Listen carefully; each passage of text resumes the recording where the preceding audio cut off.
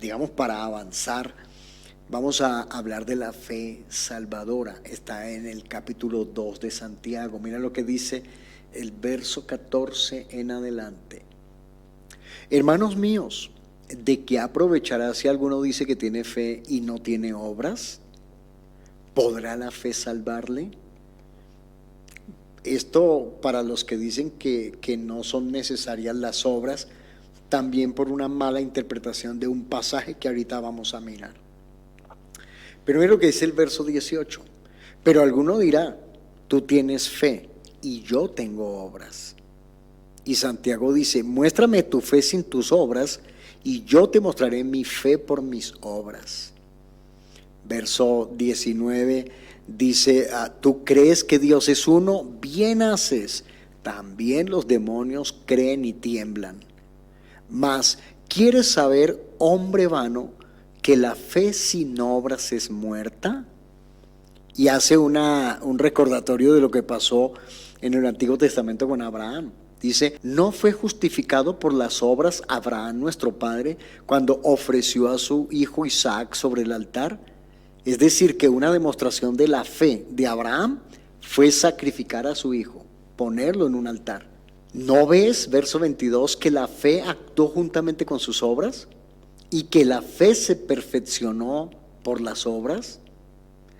Verso 24, vosotros veis pues que el hombre es justificado por las obras y no solamente por la fe. Asimismo, también Rahab la ramera no fue justificada por obras cuando recibió a los mensajeros y los envió por otro camino. Y el verso 26 dice, porque como el cuerpo sin espíritu está muerto, así también la fe sin obras está muerta. Entonces, hay una mala interpretación del capítulo 2 de los Efesios en el verso 8 y 9, donde dice, porque por gracia sois salvos por medio de la fe, y esto no de vosotros, pues es don de Dios, no por obras, para que nadie se gloríe.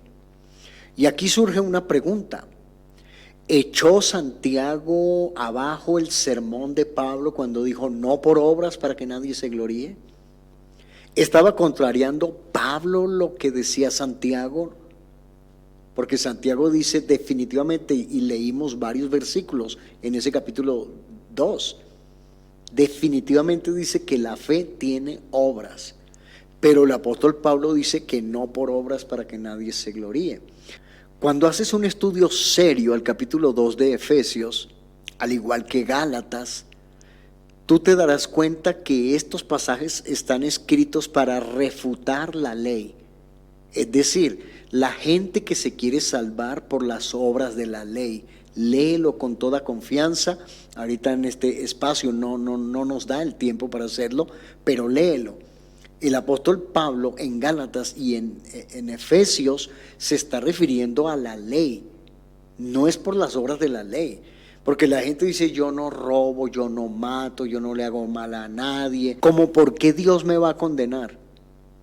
Si yo hago obras de misericordia, yo doy limosnas, yo visto al desnudo, le doy de beber al sediento, le doy pan al hambriento, eso está bien hacerlo, pero son obras de la ley. Y la Biblia dice, por esas obras nadie será justificado, para que nadie se gloríe, para que no diga a alguien es que yo llegué al cielo porque yo sí fui demasiado bueno en la tierra. No, nadie va a llegar al cielo por ser demasiado bueno. Entonces, lo que está hablando el apóstol Pablo es obras de la ley, no por obras para que nadie se gloríe. Pero definitivamente el apóstol Santiago sí está hablando de unas obras, ¿cierto? Cuando una persona tiene fe, se le deben ver unas obras, definitivamente. Por eso el apóstol Santiago decía, ¿no? Hermano, tú dices que tienes fe, pero no tienes obras. ¿Podrá la fe salvarte? O sea, ¿esa fe sin obras te podrá salvar? No. Y comienza a mencionar a Abraham y dice, Abraham tenía fe, pero las obras actuaron juntamente con la fe. Es decir, las obras de Abraham fueron una demostración de fe. Mira, la fe que no tiene obras, y lo dice Santiago, es una fe muerta. Porque definitivamente tiene que haber obras. ¿Cuáles serían las obras de la fe? Bueno, el bautismo. La Biblia dice: el que creyere y fuere bautizado será salvo, el que no cree será condenado. Y yo por eso, como pastor, yo no le ruego a las personas que se bauticen. ¿Por qué? Porque esto es algo que debe surgir de la fe de ella. Esa persona debe entender que el bautismo la salva, que el bautismo se le perdona pecados. Debe entender eso y ella misma pedir el bautismo. Pero cuando a alguien prácticamente hay que rogarle, prácticamente hay que convencerlo para que tome el paso. Me acuerdo en una ocasión en Las Vegas, Nevada, en unos bautismos, una hermana se me acerca y me dice: hermano, ahí están mis 2 muchachos, convénzame los que se bauticen. Y yo no convenzo a nadie.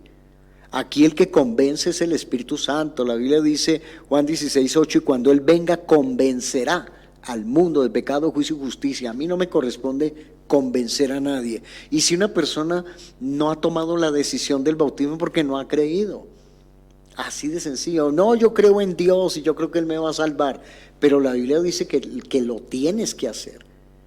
Ahora, otra obra de fe, la oración, por ejemplo. La persona que se arrodilla, la persona que busca el rostro de Dios. ¿Por qué lo hace? Porque sabe que hay un Dios que oye y que hay un Dios que responde. Cuando tú batallas con alguien para que lo haga, es que no tiene la fe. Los cultos, la asistencia a los cultos. ¿Qué dice la Escritura? No dejando de congregarnos como algunos tienen por costumbre, Hebreos 10:25, y tanto más, exhortándose entre vosotros mismos, y tanto más cuanto veis que aquel día se acerca. Está hablando de los cultos. Una persona que tiene fe va a buscar la iglesia.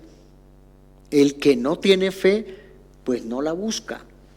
Lo mismo la adoración.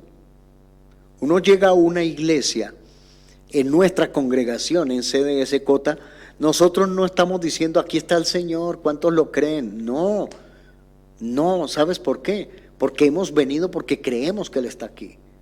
Si no, no hubiéramos venido. Yo no voy a un lugar donde sé que Él no está, pero en la congregación por supuesto que Él está. ¿Ves? Es más, aunque nos digan Él no está ahí, ya nosotros decimos no podemos creer eso porque hay un testimonio en nuestras vidas de que Él está acá. Ahora, ¿cuántos dicen que esto es palabra de Dios, pero nunca la leen? Mira, si yo creo que esto es palabra de Dios, va a ser un libro que yo escudriño, que yo memorizo, que yo predico y que yo practico. Esa es una obra de la fe. Entonces tú ves una persona que toma la decisión de bautizarse, una persona que permanentemente ora, que asiste a los cultos, que en los cultos adora a Dios, que es una persona que le da a este libro el valor que merece porque es palabra de Dios.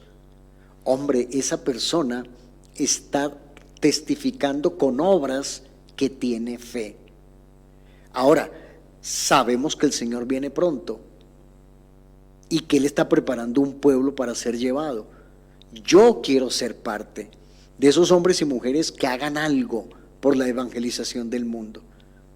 Entonces, cuando tú ves a una persona predicando, regalando flyers, tratados, invitando gente a la iglesia, tú dices: wow, esa persona cree que Jesús viene y está ganando almas. Entonces, sí actúan las obras que demuestran la fe. Y por último, en la preparación pues para la venida del Señor. Entonces, cuando tú ves una persona que no quiere saber nada del bautismo, ni de oración, ni de cultos, y en los cultos necesita sermoncitos para adorar a Dios, y que casi nunca lee la Biblia o la ve de vez en cuando, que no habla a nadie de las cosas de Dios, y que vive la vida como que el Señor no va a venir, pues esa persona realmente no está mostrando su fe por sus obras. La fe natural, la fe poderosa, no te salvan. La fe de testimonio es algo para nosotros, pero necesitamos la fe salvadora. ¿Cuál es esa? Es la que te capacita para creer que este libro es verdad y para obedecerlo.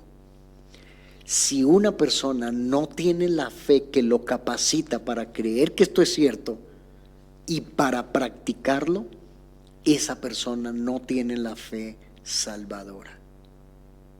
Porque la fe salvadora se demuestra con obras, las que anteriormente mencioné. Y hay otras más, pero nos tomaría mucho más tiempo. Yo creo que ya con lo que hemos dicho, dicen en nuestro país, para un buen entendedor, pocas palabras bastan. Así que qué bueno examinar a través de esta enseñanza nuestra fe, cómo está. Y en una próxima ocasión seguramente hablaremos de la estatura de la fe y de cómo crecer en la fe. Pero por hoy vamos a dejarlo hasta aquí, no sin antes agradecer a nuestro Dios por esta preciosa oportunidad que nos brinda de, a través de este canal, compartir estas enseñanzas. No olvides suscribirte, no olvides compartir, darle me gusta, y nos vemos en una próxima oportunidad con la ayuda de nuestro Dios. Así que, mis hermanos, bendiciones para todos y cada uno de ustedes en el nombre de nuestro Señor Jesucristo.